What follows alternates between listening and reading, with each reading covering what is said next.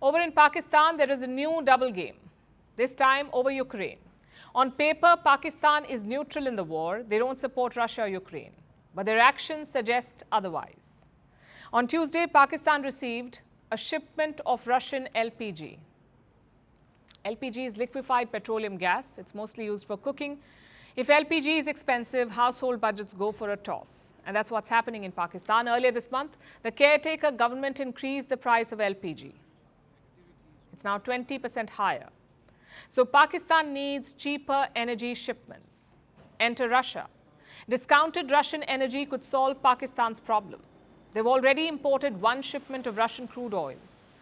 This LPG is the second shipment.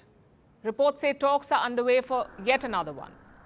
Now let's look at three basic questions about this trade. Number one, how much LPG has Russia delivered? Around 100,000 metric tons.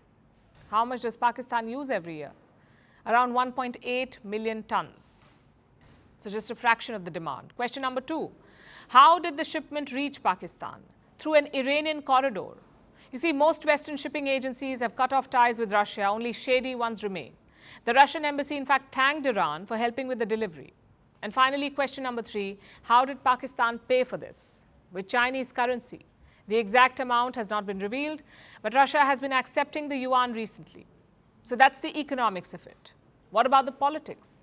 By buying Russian energy, Pakistan is playing a double game. You may be wondering why. After all, even India buys Russian energy. How is this any different? Because Pakistan is also giving weapons to Ukraine. Islamabad denies this allegation, but multiple reports have nailed their role. Tanks and ammunition have been sent from Pakistan to Ukraine. We've reported this in the past. Some reports also say it was a barter. Pakistan sent weapons, and in return, the US approved their IMF bailout. Do you know what's strange about this equation? Russia's silence. They have blasted Western countries for arming Ukraine, but on Pakistan, they are silent. This year marked 75 years of diplomatic relations between Islamabad and Moscow. Foreign Minister Sergei Lavrov had a special message for Pakistan. Listen to how he ended that message. We are willing to work together on further engagement of our countries and peoples, strengthening mutually beneficial relations in politics, security, economy, education, in cultural and humanitarian fields, as well as in other areas. Pakistan, Russia, Dosti, Zindabad. Pakistan, Rusi, Dosti, Zindabad, he said, meaning long live Pakistan-Russia friendship. Remember, this is a country that is arming Ukraine, a country that is keen on American support, that was once a US ally. So why is Russia giving Pakistan such a long rope?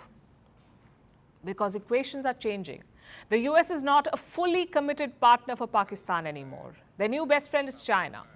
They're called Iron Brothers, in fact. And that's the common ground between Moscow and Islamabad, their relations with China. Just consider this LPG shipment. How did Pakistan pay for it? Using the Chinese yuan.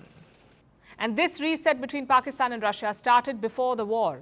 Former Prime Minister Imran Khan visited Russia in 2022. In fact, he was there when the war began. It was the first such visit in 23 years. Imran Khan landed in Moscow on the 23rd of February. The next day, Putin announced his invasion. Today, Imran Khan is in jail, but his outreach mission has continued. Pakistan is buying Russian crude oil and LPG. Could this evolve into a strategic relationship, one that could worry India? Seems unlikely as of now because Pakistan has very little control over its own policy. They need Western help with bailouts. They need China's help with loans. And they need Russia for cheap energy. So Islamabad will find it hard to take sides, really. As for Russia, it's a painless gamble. They lose nothing by engaging with Pakistan. In a best-case scenario, they stand to gain a lot, in fact. Influence in Afghanistan and Central Asia, connectivity projects, and also some leverage over their traditional partner, India. That's what Russia stands to gain. I know this sounds like a good deal for Pakistan, maybe a bit like India's strategic autonomy.